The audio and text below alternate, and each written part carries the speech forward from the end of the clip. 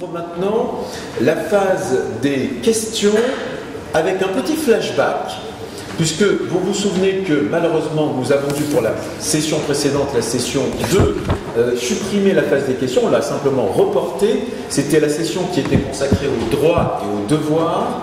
Donc si vous voulez, je vous propose de faire deux séries de questions. Première série, alors peut-être rapide parce qu'on a quand même un timing très serré, peut-être rapide. Est-ce qu'il y a des questions qui concernent la session précédente, c'est-à-dire la session qui était consacrée aux droits et aux devoirs? Je vois une main qui se lève, deux mains qui se lèvent, trois mains. Alors, il y avait une première main ici. Bon. Mais peu importe l'ordre. Merci beaucoup. Bonjour, Salomé Cohen, étudiante. Je vous remercie pour cette journée passionnante. Je voulais revenir sur les interventions de Maître Aguila et de Madame Ferrero ce matin, sur la référence qui a été faite à l'efficacité de la Convention européenne des droits de l'homme. En effet, cette convention elle a un impact sans précédent sur l'action et le comportement des États face aux droits de l'homme.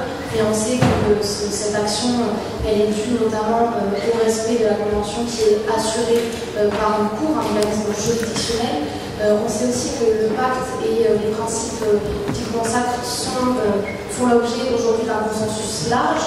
En revanche, nous savons que le choix qui a été fait pour le pacte, c'est le choix d'un mécanisme non juridictionnel, d'un comité indépendant d'experts. Alors, la question aujourd'hui, c'est est-ce que, au vu de l'urgence de la situation, même si ça a été rappelé, l'intégration systémique du droit à l'environnement sain peut être faite par le pacte, est-ce que c'est suffisant, assez ambitieux et adéquat par rapport au regard des questions abordées? Merci. Alors, je vous propose, merci beaucoup pour cette très intéressante, de prendre toutes les questions d'abord, les deux ou trois questions qui concernaient, on les prend toutes ensemble, et comme ça on pourra faire une réponse globale. Merci beaucoup. Je tiens à remercier tous les exposants. Je m'appelle Lynn Ortiz, je suis étudiante en master à Paris 1. Et ma question est pour M. Lisson, parce qu'il a traité sur le lien de droit participatif, mais aussi sur la menace faite pour les défenseurs environnementaux. Donc, notamment la question en anglais. So, concerning participatory rights and the link to the protection of the environment,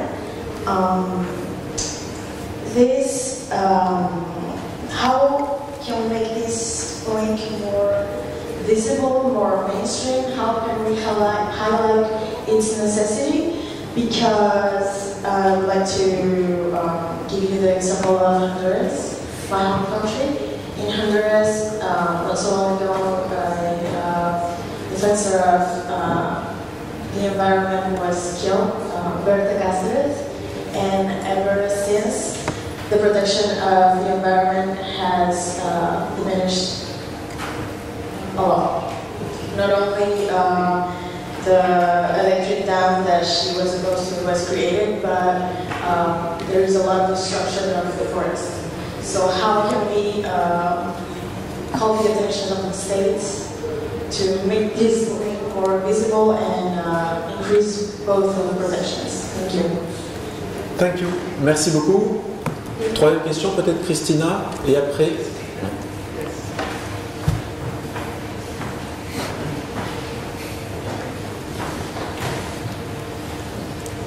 Thank you. I have a comment and I have a question. The comment first goes to Michael's presentation on the non-regression principle, which is a very important, critically important principle, because it is very important not to backtrack, not to go backwards. But my question and comment is this enough? And I don't think so. The level of ambition in environmental laws and regulation is not enough. Effectiveness is not enough. Implementation is not enough. Compliance is not enough. So I think in order to try to protect the status quo by saying not regret or regress, not backtrack from what we have. We really need to focus on getting better, on moving on improving the level of ambition and protection. And not backtracking is not the same as increasing the level of protection. We've spent a tremendous lot of time on that in the context of the Paris Agreement negotiations. And there were parties who wanted to see non-regression connected to NDCs in Article 4, who wanted to see that it says NDCs shall not regress. But that would have been stagnation. What we ended up with was progression, and NDCs shall progress, which means every time a country is putting forward a new NDC, it has to get better, higher level of ambition. At the very least, I think the principles of non-regression and progression need to be mentioned together as corollaries. It is very important that the principle of non-regression protects against backtracking, crucially important.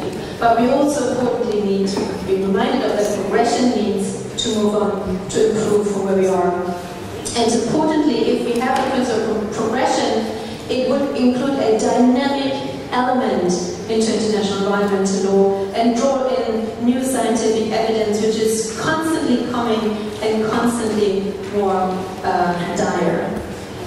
Without it, I think we are left with what we have, and it is not enough, and it would lead to stagnation. So that's my comment, and of course a call for progression. The other question that I have very briefly is to the session prior to lunch, and the question goes to Nigel and Francesco's talk about the duty of care and principle of prevention and the content of due diligence. I think Nigel mentioned, and Francesco as well, the reasonable care element is very difficult to define. What lies in the concept of reasonableness? What are the determinants of reasonableness? We heard capacity or capabilities, maybe development status. Other elements could be proportionality or adequacy. But the real question is that something that is objective or is it purely subjective? And I think a really important stand needs to be taken here, that it actually can be objectively determined what that reasonableness is, and that it makes a lot of sense to draw in due diligence much more frequently.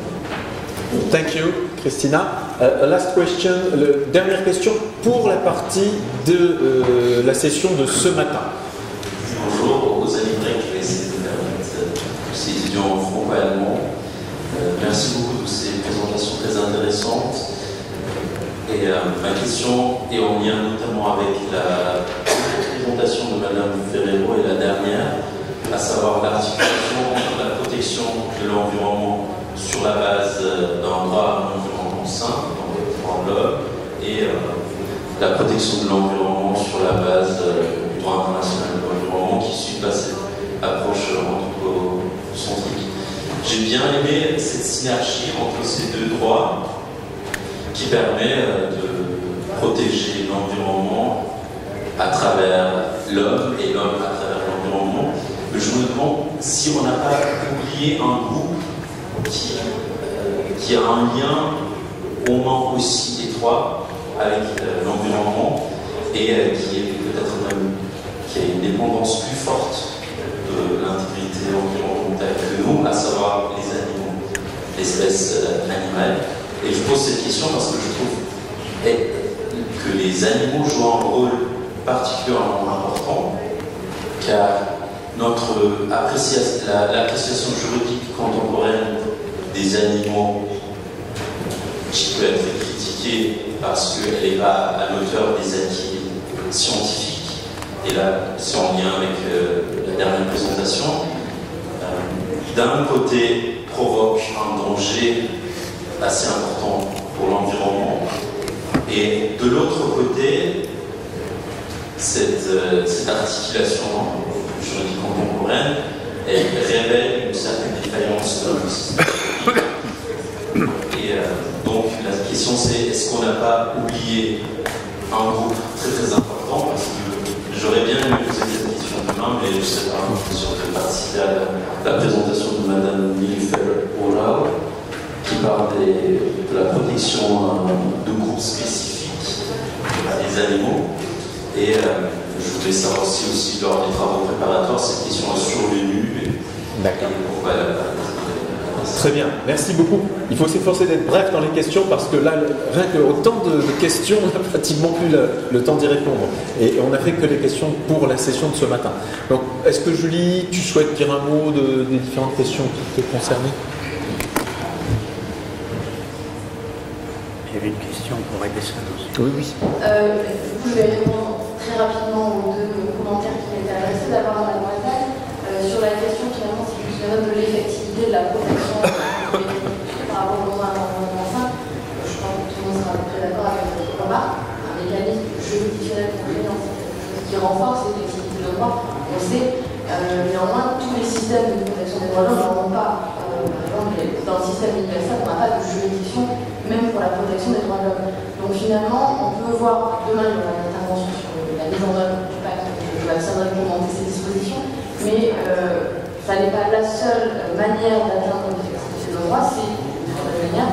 Et pour autant, j'allais dire, on est ici dans une politique des petits pas, mieux vaut une consécration sans le mécanisme le plus contraignant qui soit, mais une consécration quand même, avec des possibilités que pas de consécration juste, qui va faire la multiplication des proclamations et un gage d'effectivité en soi. Donc je partage votre réserve, mais je pense que c'est vraiment un pas très important. Et ensuite, monsieur, sur le deuxième commentaire sur le bien-être animal, effectivement, je pense qu'on peut relativement bien s'accorder sur le fait que l'animal est lié à cette relation homme-environnement. Du point de vue des droits de l'homme, on ferait entrer dans la perspective de l'environnement et pas dans celle de la personne humaine. On peut le regretter certainement. En l'état actuel, il y a de revenir dans cette question, mais je ne crois pas que ce soit une question qui avait été même abordée au moment des travaux préparatoires, vu l'ampleur du chantier, mais pas le manque d'intérêt pour la problématique. Voilà, Jonas, ou alors Francesco. Une question pour Francesco. Just briefly comment on the question or comment made by Christina. When you said, what does really mean to refer to the reasonableness criterion? Well, when I refer to the criterion of reasonableness was actually to highlight the origin of the duty of care. Then I concluded by saying, after I provided an overview of the international practice, that today's principle of due diligence, of due care, is transforming exactly the psychological element of reasonableness to an objective standard. The eco standards are objective, and they just replace today the psychological element of fault that we have always celebrated in the field of international responsibility. Let me give you an example of how this is changing the law. I remember that in the late 90s I participated in the drafting of the Universal Convention on Cultural Property. And the prevailing principle was that of good faith in the field of the market of cultural property. Good faith was just a label for covering any malpractice. Now, we transform good faith into due diligence, due care. And what does it mean? It means that you have to be curious, we have to be looking for the ways to prevent some damage or some violation of the law. That's why I tried, at least maybe unsuccessfully in my presentation, to link that element of due diligence, which often is associated with secondary rules of responsibility, with the primary rules of eco standards, objective eco standards. This is very important. It's very important because we are in the transition period, as we were in the transition period in the field of cultural heritage, which now fortunately has been metabolized into a very serious system of objective standards of due diligence. I hope that will happen also in this field. Thanks. Il y a une question question for Jonas.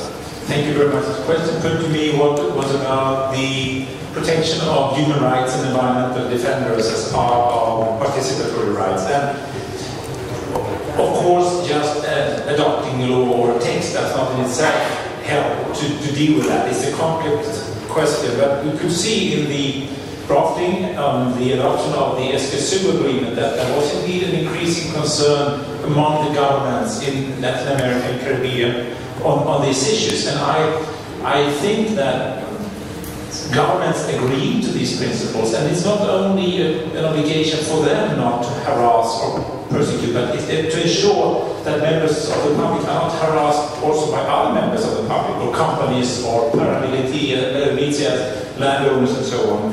What we have seen in this context of the Aarhus Convention, we have had such cases where we have found one of the parties, in that case it was Belarus, to violate the principle, and it was approved by the meeting of the parties, and we are following up this in a very constructive dialogue, I must say, with the government in that respect. I think to have an international review mechanism on these points that puts the focus on the government's obligation to add something, it won't help in itself, but combined with other instruments, I think that combination of clear rules and the international review mechanism is an important part. Thank you so much. On est très en retard. Alors, j'ouvre maintenant les questions pour l'actuelle séance, mais vraiment, s'il vous plaît, 2 ou 3 questions et très très brèves, parce que sinon on n'aura pas le temps pour la suite. Alors, monsieur est derrière. Alors, 3 questions et demie, mais des petites questions, s'il vous plaît. Oui, bonjour, je m'appelle Paul de Larbona, je ne suis pas juriste, je ne suis qu'un pauvre ingénieur et j'ai eu la chance de participer comme expert industriel et technique à toutes les réunions du protocole de Montréal sur la protection des couches d'ozone depuis une dizaine d'années.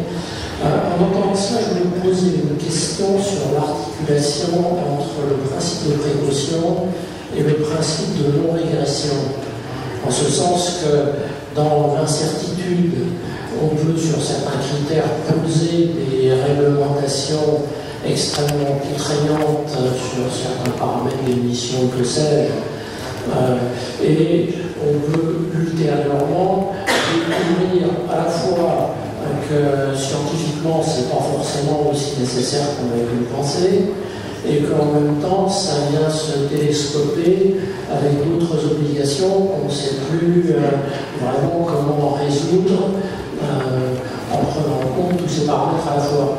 Donc, est-il envisagé dans ce principe de non-régression qu'on découvre à un certain moment qu'il y a des précautions qui se sont avérées inutiles? Très bien, merci. Ça sera sans doute une question pour Michel. Et on prend l'ensemble des questions à nouveau. Donc, derrière, un monsieur. Oui.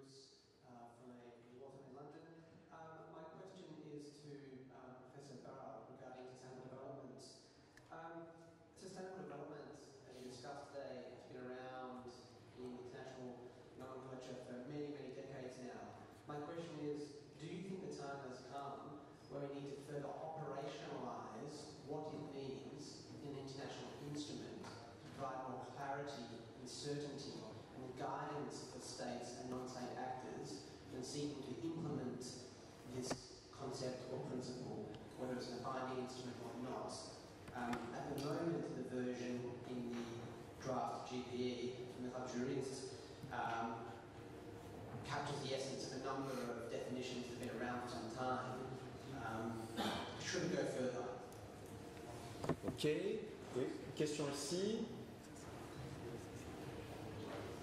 Thank you everyone for your valuable intervention today. And my question is about the principle of prevention, precaution, and resilience. Because I think, for example, resilience can be regarded as part of the prevention, and how to avoid the overlap of the reporting efforts done by member states or the conflicting parties. Because I once worked in the office for the London Convention on Protocol, and I think we have already had difficulty in collecting reports regarding the prevention measures and the precaution measures. Because finally they will be the same things actually. Thank you very much. Ok, thank you. Alors, je crois qu'il y a deux bras qui se sont levés ici, donc vraiment les deux derniers. Alors, madame, mademoiselle et puis monsieur tout au fond. Bien vu. Merci à tout le monde. Je m'appelle Frances Lawson, je suis avocate au barreau d'Angleterre.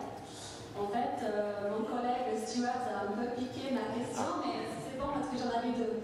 Donc je vais poser la deuxième question. En fait, c'est au sujet du développement durable. Mais en fait, c'est un autre problème, en fait, parce que même si l'objectif du développement durable, c'est d'intégrer les impératifs écologiques, économiques et sociaux dans la mesure du possible. Cependant, il est inévitable, à mon avis, que parfois des conflits sont inévitables. Ce n'est pas toujours possible d'intégrer les tout. Et en fait, est-ce que vous êtes d'accord qu'afin d'avoir une force légale et de respecter son sens original, le GPE pourrait et devrait définir le développement durable d'une manière qu'en cas de conflit, l'impératif écologique prime en raison de la dépendance fondamentale de notre économie et de notre société sur le bon fonctionnement de notre écosystème planétaire. Merci. Merci beaucoup. Et la toute dernière question, monsieur au fond. Ah.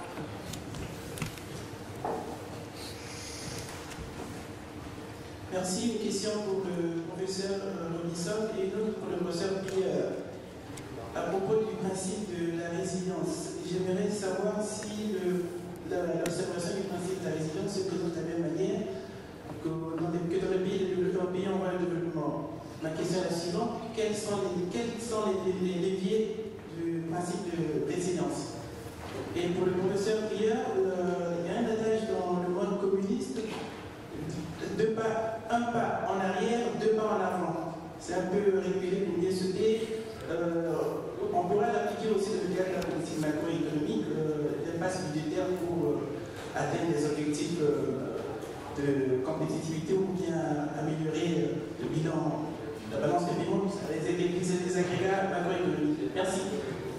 Merci beaucoup. Je crois que Francesco aussi avait une question. Just to follow up on the last questions for Nicholas Robinson, I was very curious about your characterization of resilience as a principle and not a property of the law. But, you know, in international law, principles are basically three categories. General principle derived from domestic law, general principles of international law, a binding character, use organs and similar, and aspirational principles. Since you have said that, in your view, resilience is a norm-creating principle, to which of these categories would you say it belongs to? Thank you. Merci. Alors, qui répond? Peut-être Virginie? Très bien. Merci beaucoup pour ces questions. Alors, la première question est une question difficile, parce que, évidemment, on voudrait pouvoir élaborer plus précisément la façon d'opérationnaliser le développement durable, et évidemment, il y a beaucoup de mérite à cela. Il y a déjà quelques éléments d'opérationnalisation. Si on se penche sur la jurisprudence internationale, il y a des éléments qui indiquent que pour respecter le développement durable, il y a certains autres principes qu'on doit déjà respecter, notamment la prévention, comme l'indiquait le tribunal arbitral dans l'affaire du chemin de fer et du Rhin de fer. Et puis on peut aussi gléner de la décision de la Cour internationale de justice dans l'affaire des usines de pâte à papier qu'il faut aussi, que les États ont aussi l'obligation de coopérer à nouveau dans le cadre de la poursuite du développement durable. Mais il y a aussi, d'un autre côté, un mérite à ne pas être trop précis, il me semble, s'agissant de l'opérationnalisation du développement durable, simplement parce que le développement durable doit pouvoir évoluer, doit pouvoir s'adapter à tout un tas de circonstances, doit pouvoir s'adapter au développement, aux découvertes scientifiques, et qu'il y a un mérite, il me semble, à le garder suffisamment comme un principe assez général, assez générique, qui peut s'adapter à la diversité des situations. Ça ne veut pas dire que nous n'avons pas besoin d'un certain nombre d'instruments qui permettent de mesurer l'effort vis-à-vis du développement durable, et il y a un certain nombre d'instruments qui existent déjà. Donc certains ont été reconnus, comme je viens de le dire, par les juridictions internationales comme la prévention ou la coopération, mais si on se penche sur les textes existants, il y a toute une panoplie de principes qui sont déjà développés dans le but d'informer comment on peut atteindre le développement durable, dont l'étude d'impact sur l'environnement, la précaution, l'équité intergénérationnelle, l'utilisation durable des ressources naturelles, etc. Mais cette liste ne doit pas être trop fixée. Elle doit pouvoir s'adapter selon les circonstances, parce que selon les circonstances, eh bien, ce ne seront pas les mêmes principes qui devront être mobilisés. Donc, adopter une définition générale permet aussi de garder cette flexibilité du concept, du principe qui va pouvoir s'adapter à un maximum de situations. Maintenant, pour ce qui est de la priorité à donner en cas de conflit, bien évidemment, on voudrait pouvoir dire oui, en effet, il faut donner la priorité, la précédence à la nécessité écologique. Ça dit, lorsque l'on parle d'intégration, on peut donner la priorité, ça ne veut pas dire qu'on doit complètement exclure le reste. Donc si on se penche à nouveau sur la décision du tribunal arbitral dans l'affaire du chemin de fer du bras de fer, le tribunal parlait à ce moment-là de la réconciliation de l'environnement et du développement, est-ce que ça requérait, et il dit que, je trouve,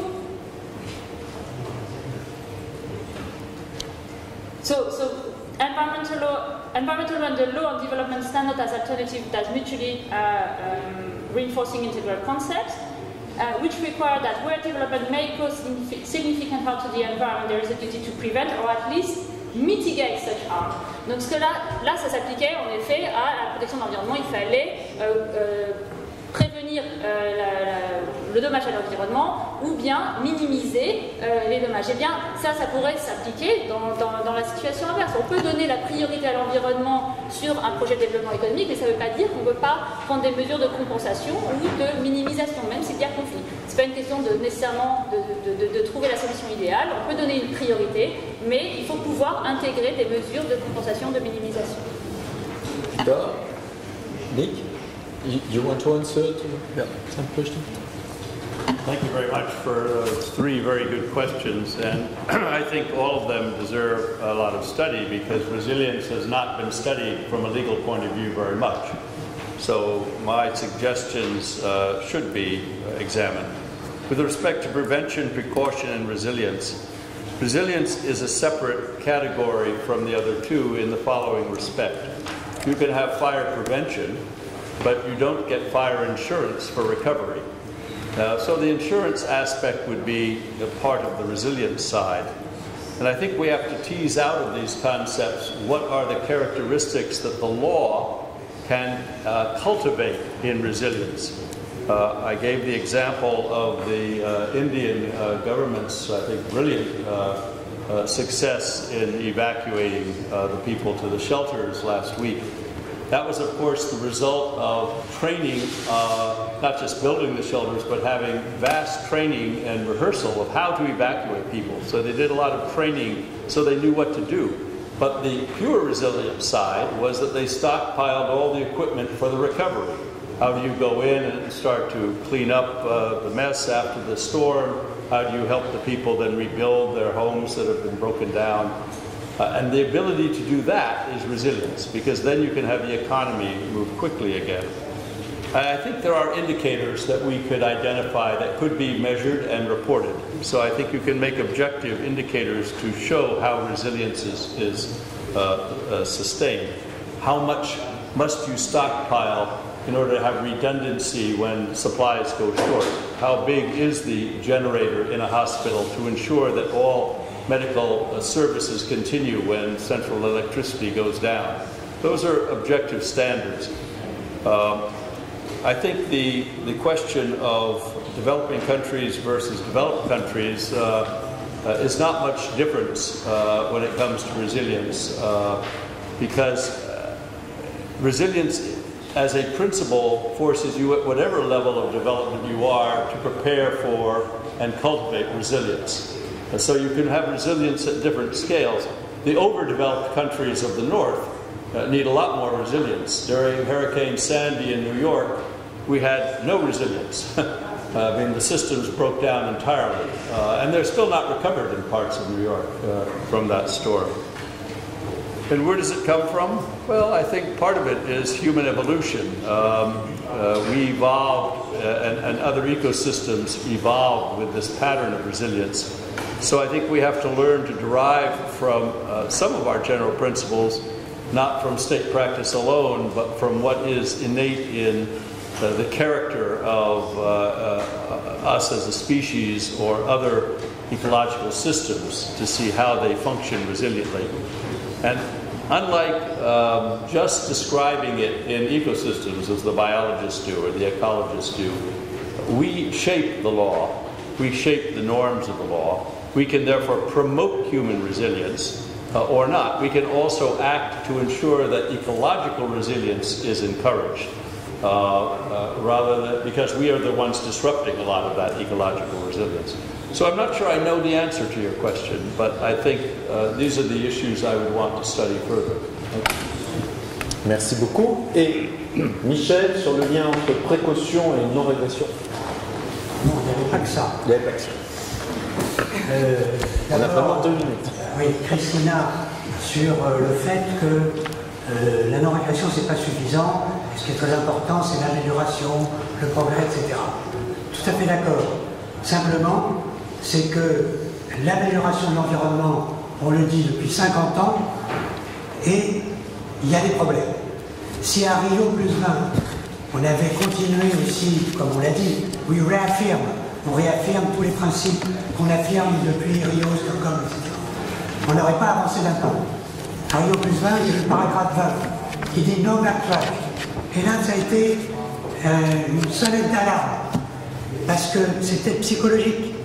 Mais dire non-régression, ça choque plus les gouvernants et l'opinion, que dire on continue à améliorer. Et donc je préfère tirer la sonnette d'alarme que dire on continue à améliorer. Alors, précaution et non-régression, bon, alors on va en parler longtemps. Évidemment, c'est deux principes complètement distincts, hein, parce que précaution, c'est par rapport à la méconnaissance scientifique, ou l'ignorance scientifique, ou le constat qu'on aurait fait plus souvent dans les études d'impact, qu'on est incapable de déterminer les effets scientifiques d'une activité. Il faut reconnaître aussi l'ignorance dans la capacité scientifique. Mais la non-régression, ça n'a pas grand-chose à voir. C'est le recul par rapport à une norme existante. Alors la norme est bonne, la norme est mauvaise, la norme est suffisante, la norme n'est pas suffisante. Ça, c'est une autre question. La non-régression, ce n'est pas le gel. La non-régression, permet l'adaptation au progrès scientifique, mais par rapport à la situation du progrès scientifique, mais pas en gelant la situation. Je crois qu'il y a une sorte de mauvaise interprétation de la non-régression comme étant quelque chose qui bloque et qui gêne. C'est pas du tout ça l'idée. C'est d'empêcher les reculs par rapport à l'état atteint de protection de l'environnement qu'on peut considérer comme satisfaisant. Si cet état atteint n'est pas bon, il faut l'améliorer. Alors il y avait aussi un pas en arrière et 2 pas en avant. Alors apparemment c'est la doctrine marxiste. Alors en matière d'environnement, on n'applique pas totalement la doctrine marxiste, et je pense que faire un pas en arrière, c'est-à-dire régresser pour dire qu'on va mieux faire après, ça me paraît excessivement dangereux pour la protection de l'environnement. Parce qu'il y a un risque très important. C'est le risque, et qu'on voit devant nous en ce moment partout, en France, en Europe et dans le monde, c'est des petites régressions, des mini-régressions. Et c'est l'effet cumulatif des petites régressions qui entraînent une destruction de l'environnement qu'on ne voit pas venir, parce que c'est l'effet cumulatif. Donc la régression, c'est pas simplement juridiquement la régression des gros bouleversements, mais aussi c'est l'attention aux petits bouleversements qui, en s'accumulant, entraînent des catastrophes écologiques. Alors, merci infiniment à nos intervenants. J'ai 2 ou 3 petites questions logistiques. D'abord, pour vous dire que, compte tenu du dépassement, je vous propose vraiment de faire une petite pause café très brève, de juste 10 minutes, et de reprendre à 16h20.